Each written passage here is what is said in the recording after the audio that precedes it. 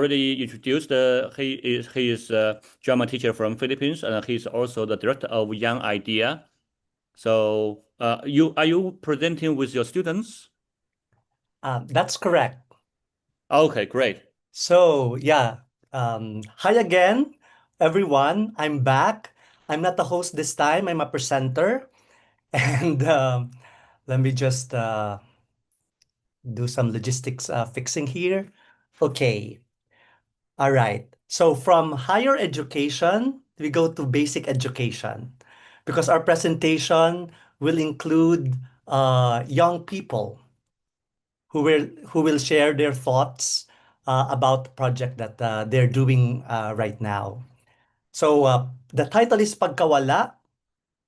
That means absence or to disentangle. I'll explain later as to the concept of this title of our panel presentation. So for this presentation, the grade 12 theater arts students of the Philippine High School for the Arts will share their ongoing research-based performance projects. So you will hear young people, youth, talking about their work. I'll begin with a quick overview of our school, the Philippine High School for the Arts, or PHSA. That's the acronym. Our institution is a public special school for artistically gifted adolescents. It is located at the National Arts Center, found on the premises of the mystical mountain of Makiling in Los Baños, Laguna.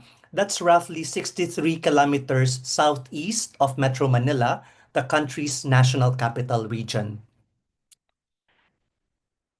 Hopefully, we can have an idea gathering in our school in the future. We can invite everyone to come and experience the beautiful place that we have. PHSA, or the Philippine High School for the Arts, is mandated to implement a general secondary level program combined with special curriculum oriented to the arts. The school offers 5 courses of specialization in the arts, namely dance, that's ballet and folk dance, creative writing, music, theater arts, and visual arts. We go to theater arts program wherein my students and I belong.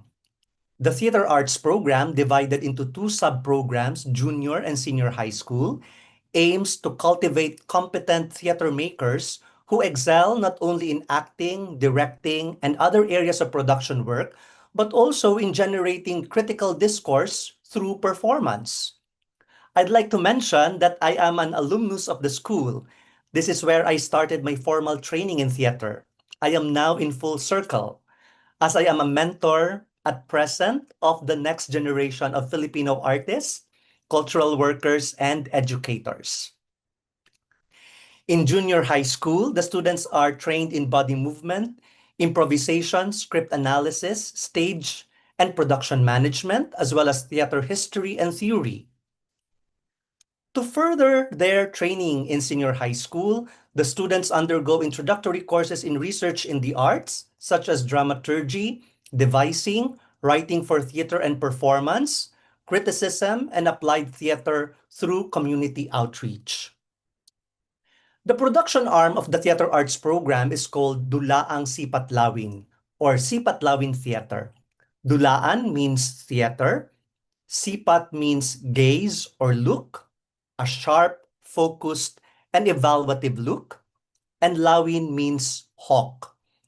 The name evokes imagery of sharp, keen, and observant perspective that is applied to the craft of theater making. The name depicts the freely roaming hawks of Mount Makiling, where our school is located, whose broad range of sight reflects the program's vision of aesthetics, awareness, development, and social involvement that leads to a fuller sense of artistic creativity, freedom, and responsibility. Dulaang 𝒕𝒉𝒆𝒎𝒂𝒏𝒈's repertoire includes original Filipino works, adaptations of classics, and devised performances. My students prepared a short video about our production arm, so let's watch it.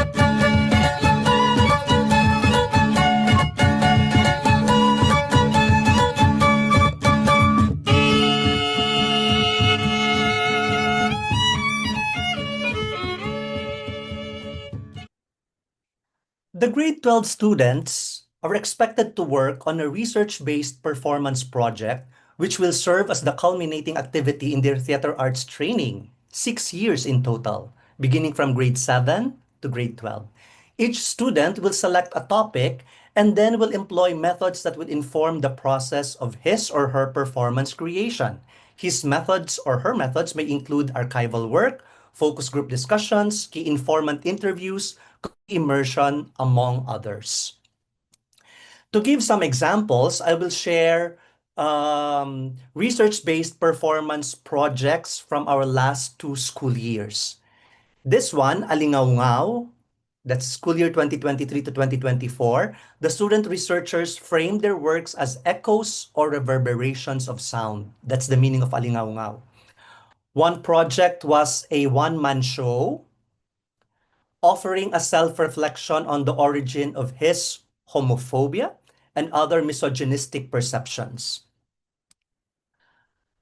This performance project entitled 𝒕𝒉𝒂𝒂𝒏𝒈 was based on an ethnographic research on the role of women in a cultural community, particularly focusing on the challenges of keeping the school year. The students titled their performance series Kahidlaw, which made reference to a deep and powerful yearnings. One developed a movement-based piece inquiring on the issues of hunger and poverty based on his own lived experience as someone who grew up in one of Manila's slum communities. One made a musical theater that explored the agency of young people in cultivating their dreams and aspirations in life.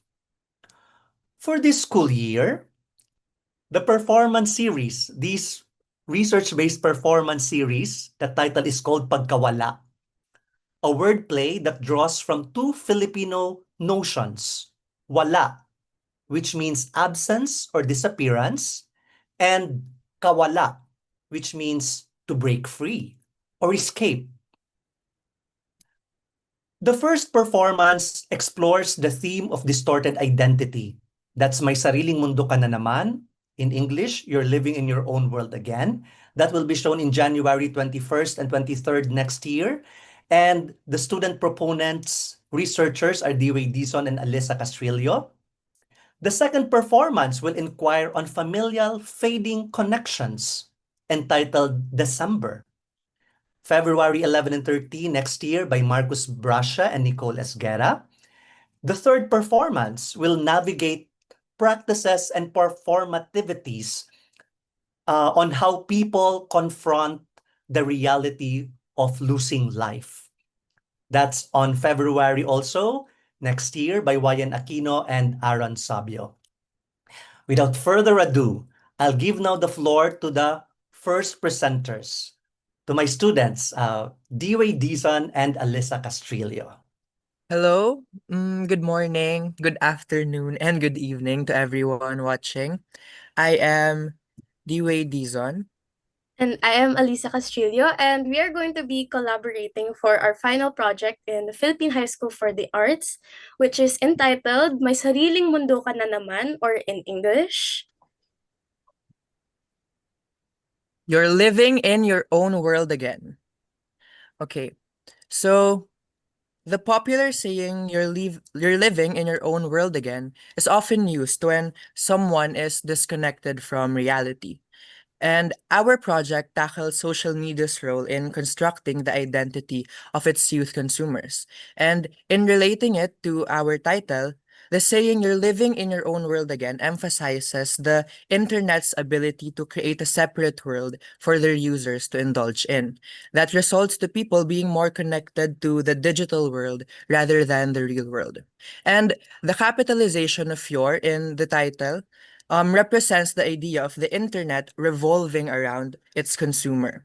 And this will be further translated into the performance that uses internet elements with the help of multimedia and direct references. So to give some background or to properly introduce the project, so you as a person are a consumer, and So you as a person, your identity is greatly affected by the environment that you surround yourself by. So it is in these environments that you grow and you develop into who you are today. That's why, as the internet becomes a frequent environment for the youth, it starts to shape many of the young individuals' identities. So, in our project, in our research and production, we talk about youth, specifically referring to generations Z and Alpha, as they are the young generations that are referred to as digital natives and who are raised alongside the internet. We are doing this study to bring to the stage the internet impacts on the youth nowadays, as it has become a serious and urgent topic that needs to be talked about. So, this project, we will use the devising process. So, devising is a process wherein you do not have a ready-made script or material. So it relies heavily on collaboration and improvisation to create a performance text, which will then become the base material for the exploration and the devised final output, which is the performance. So here we're going to start with the performance text, which will be our basis for our exploration and for our final devised output, which we will delve into further later. And in our exploration, we are going to be utilizing internet references and materials, which we will use in dance exploration, improvisation, prompted activities to further flesh out the inputs from our collaborators and actors. And then we will have our final collaborative output, which will be the culmination of the devising process. Okay, so I will dive in more deeply into the performance text. So the performance text will follow the steps of creating an account on on internet platforms. This will be used not just as a flow guide, but also an artistic way to showcase the process of identity construction and development on the internet. So it includes downloading the app, creating a username, choosing a profile picture, producing content, engaging with users and content, and closing the app. This structure will further be physicalized and explored with the help of theatrical devices. So, theatrical devices are also known as theatrical materials. Next slide, please. And this will be explored and employed to act as tools that can help in the process of mounting. So, in using internet platforms and websites such as Facebook, Instagram, and YouTube, we want to utilize these platforms in exploration for space and even get direct references that can help in the storytelling. Next is internet games. In using internet games, we want to explore this through movements and physicalization, as well as include it in the atmosphere building of the play. Next is internet functions that can be explored for soundscapes with the internet's notifications and music. It also can be explored through costumes and explored through choreographies with the nature of scrolling, posting, and emojis as expressions. Next is internet language. The famous brain rot saying "skibidi toilet" from Gen Alpha, and the typings from Gen Z's like ISTGMBFR, that means I swear to God, my bad for real, and 𝑬𝒂𝒒𝒆𝒄 for laughing my ass off, win charisma. So the internet language can be used to develop dialogue and text for the performance. Lastly, internet references. These can be used for the artistic storytelling and can further be bent or manipulated through language translations in brain rots, mimicry of online personas, and imitations of contents and scenes produced on the internet. In using these theatrical devices, it will also echo the message of this project that is the internet consumes its consumers through its wide tools and algorithms. So next, we're gonna move on to the inspiration of spectacle that we have. So these four, a few of these images we are inspired by to use multimedia, which we would like to explore further in our devising process. And we also want to explore the idea of boxes or isolation, where it parallels to real life, where physical isolation is common, but we are connected online. So that's the imagery that we'd like to explore through the devising process. Okay, so lastly, we present these questions to ourselves. Why does it need to be performed? What is it about? And what can it offer? So first, why does it need to be performed? For us, it needs to be performed because it brings to light the continuous increase of internet usage and the continuous impacts on its consumers, whether it be positive or negative. Next is, what is it about? It is a navigation of the practices on the internet among the youth that causes the construction of self. And lastly, what can it offer? It offers a space for self-confrontation and self-reflection. There's this popular saying that the media controls the mind. And in a timeline where the internet is almost in control of its consumers and also the youth, we want to present this devised performance project that starts a deeper conversation regarding the concerns on the effects of internet overconsumption on the youth's identity and behaviors. So thank you. That is our presentation on our project, May Sariling Mundo Ka Na Naman. We'd like to pass the mic to Marcuz Bracia and Nicole Esguerra on their project. Once again, good morning, good afternoon, and good evening to everyone. I'm Marcuz Bracia. And I'm Nicole Esguerra. And today we will be sharing with you our research-based performance we call December. So December is a wordplay between the month itself, December, and the word ember. We chose ember because it can be defined as a small piece of burning coal or wood found in a dying fire. These embers can usually be seen in the ashes of the fire. We chose the word ember because it can symbolize the fading relationship between child and family, and between the family in general. This performance is about the distance and separation that is created between the family.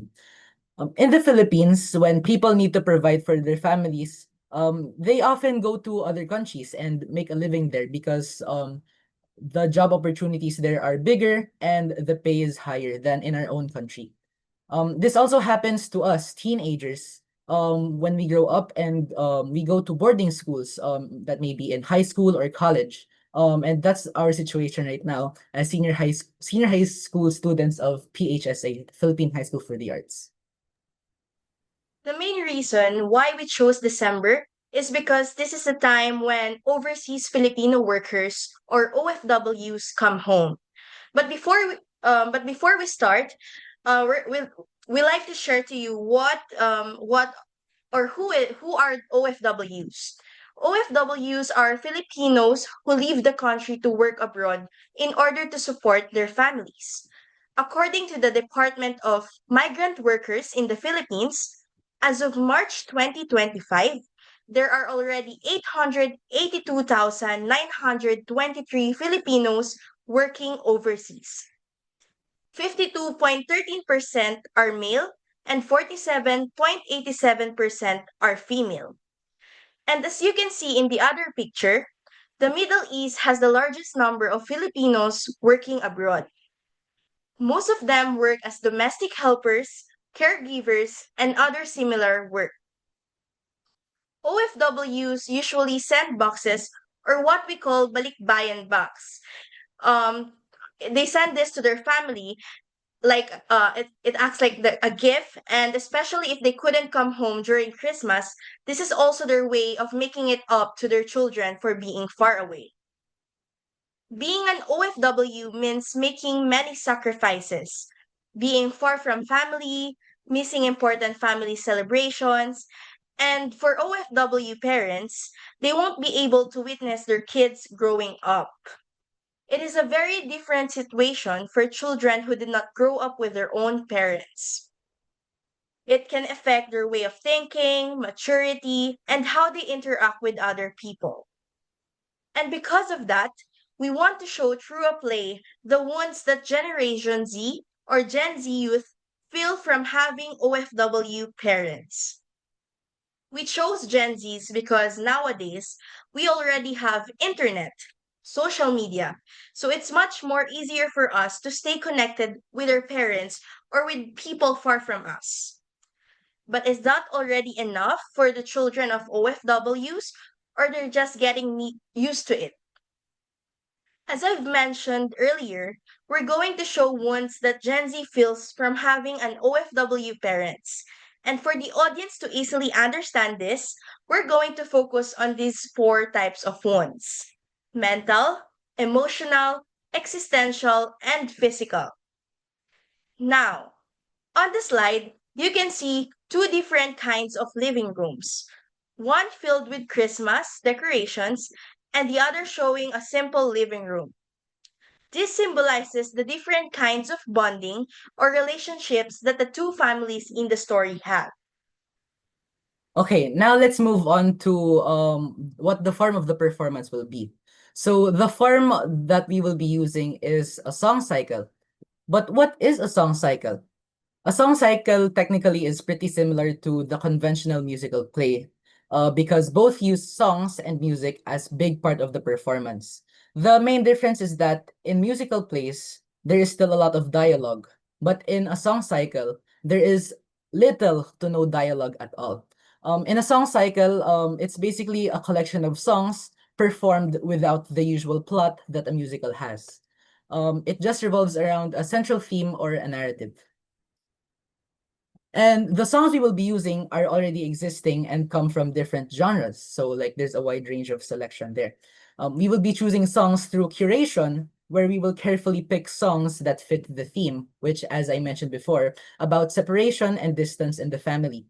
Curation is basically the process of picking carefully and organizing different works of art and creating a union between them and adding onto the value of each artwork and giving a whole new meaning or interpretation behind the curated artworks. In our case, the works of art that we will be using are songs. As you can see in the slides, we have three pictures there. In the sides, we have what we envision our lights design to be. So it will be gloomy and moody at the beginning, and it can be brighter as the performance goes on. And in the middle, you can see is our peg for our set design. So we imagine to have like two separate cubes for our set, and in each design for the cubes, they have like an interior design pretty similar to what my partner Nicole said earlier. And basically, there are gonna be two families in the performance.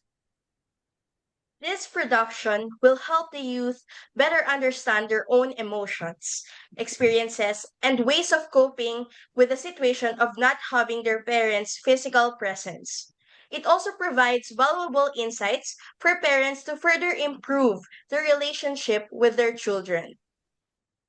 To add on to what Nicole said, this production also wants to serve as a safe space for the audience to express the emotions they're feeling and, in a way, give them comfort by helping them reflect their stories on stage.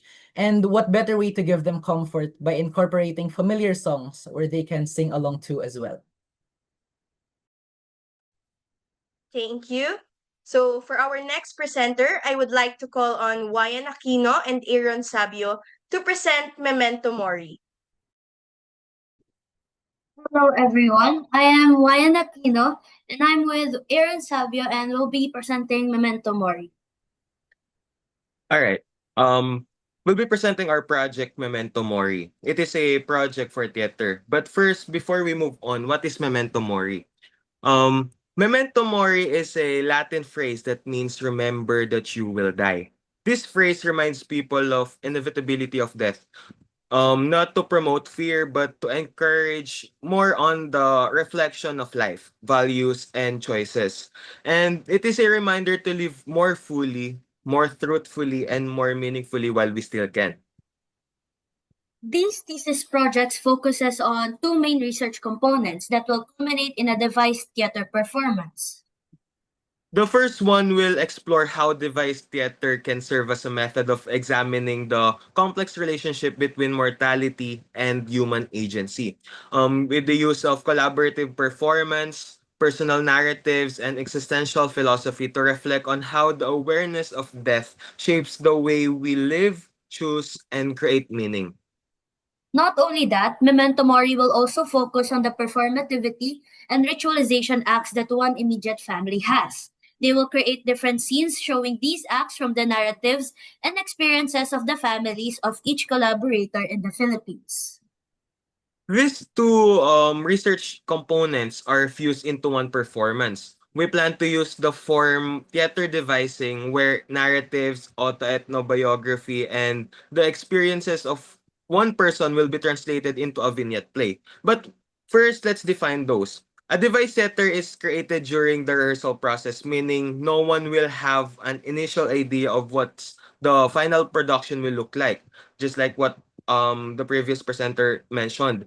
But the other another term is vignette play. What's vignette play? Vignette play is a type of performance where there is no linear plot, but it has a similarities in terms of theme, which here in our performance is death.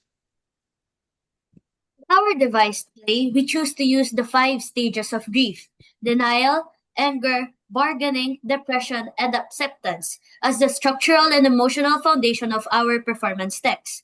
Rather than relying on the traditional script, we use these stages as thematic pillars to guide our improvisation, movement work, and character development.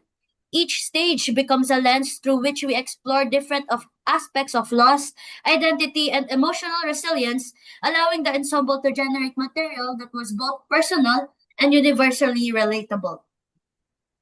These are the pegs and inspirations that we would like to use. We want to explore different forms in theater. For example, in the pictures are puppetry and dance. In terms of dance, we would like to take inspiration to the dance macabre. It depicts a procession or dance where skeletons and corpses lead living figures from all social strata to their graves, emphasizing that everyone is equal in the face of mortality.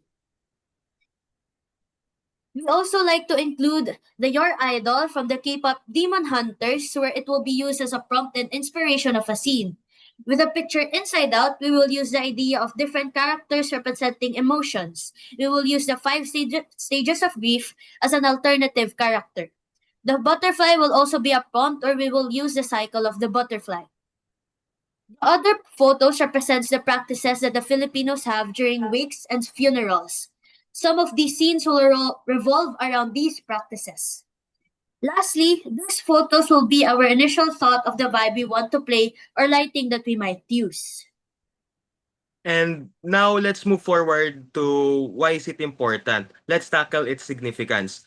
The significance of this project first is let's focus on the artistic significance. The devising process honors the vulnerability of both the performers and their own stories, improvisations, and explorations, allowing the performance to reflect the lived truth, not just the theatrical fiction. Second, cultural significance, where relatives of my own and relatives from different blood will help them understand their own acts and rituals, knowing why they are doing it and how they will do it. And with this project, we also want to emphasize that theater is more than entertainment. It can be a space for healing, reflection, growth, and transformation. By staging death, we're not only confronting what ends, we are also choosing to honor what continues, like memory, meaning, and the will to live intentionally.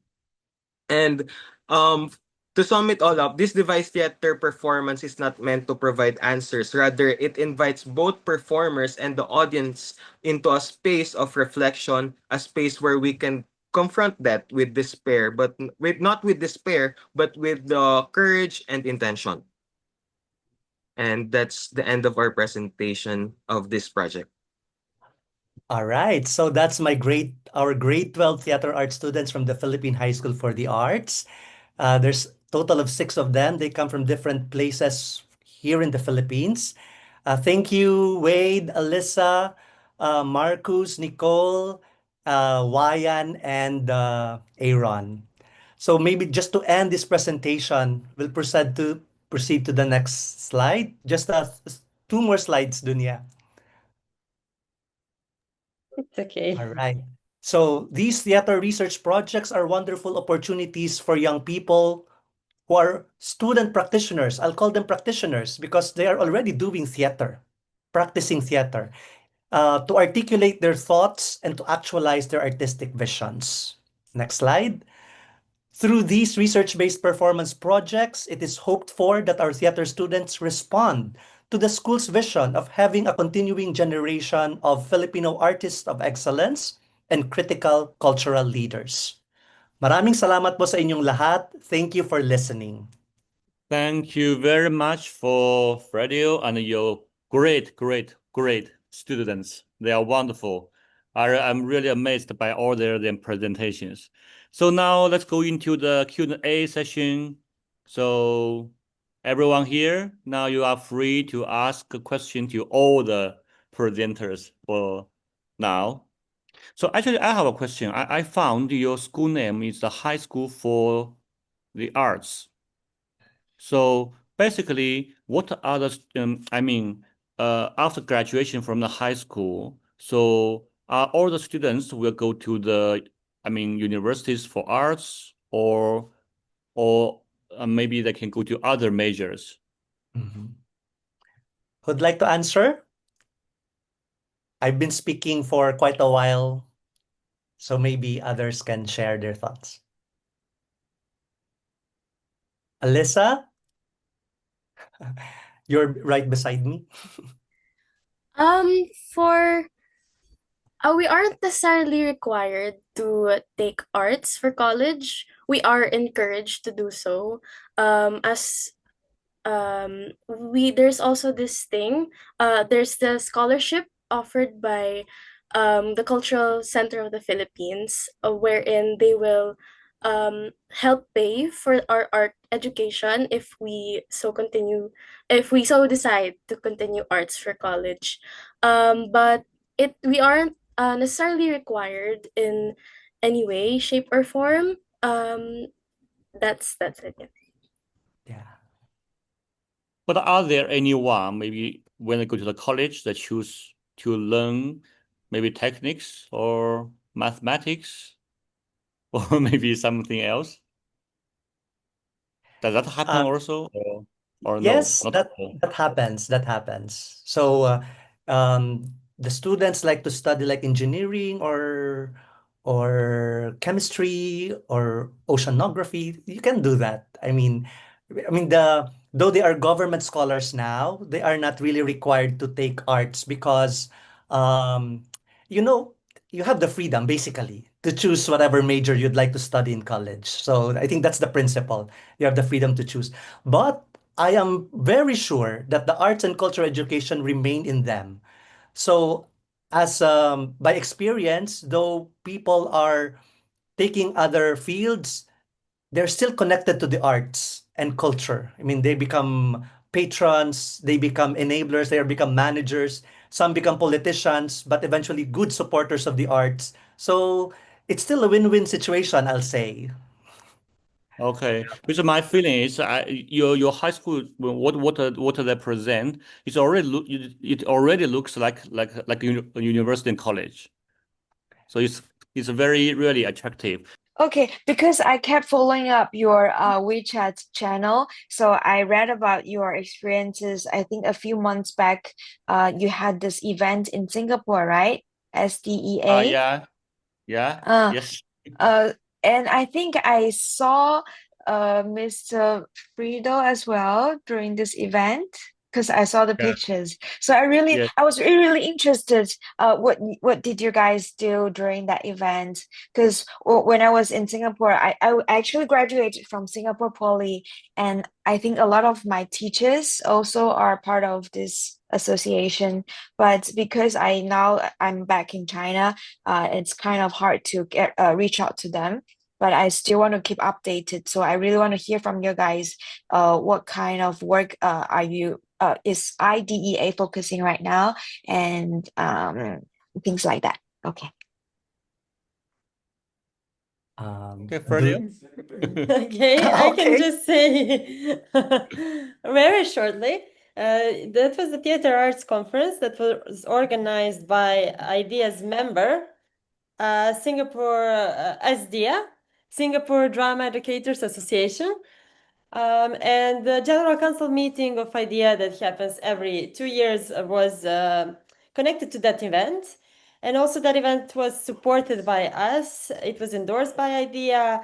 So it was like actually IDEA regional conference that we have from time to time. So, I mean, if you're very interested in IDEA and all of that, feel free to contact me. And Matthew And- is also yeah. around. Matthew is our Vice President for the General Council meeting of Exactly. IDEA. So maybe you'd like to share something, Matthew? I would just say that all Yeah, of Matt, them sorry, went sorry. to Singapore. Yeah, All three of them went. and my flight was 21 hours. So funny that you asked. When I put in the chat, that's a huge question, Lynn, because like IDEA is made up of all these organizations across the world. So I mean, like together we come together. We when we at the General Council meeting is when we really come together, and as one entity, we try to think about like what's the best way forward for theater and drama education in the world, if you will. But we were there to support the Singapore Drama and Education Association, and all of us presented in some way, and we were all from 𝒕𝒉𝒆𝒎𝒄 and Fredyl and myself, and learned a lot from people from across that part of the world. So it was really awesome. It was really great. Okay. IDEA in its essence, is its members, the people that make IDEA. We have organizational members, associations, individual members. So if you're interested, feel free to contact us and to join us. Yeah. Check out our Facebook page and other social media accounts. That's IDEA, International Drama Theater Education Association, and the upcoming website that's still being constructed. I will write to you formally. That's okay Yeah, as you can well. write your Dunia. Yeah, you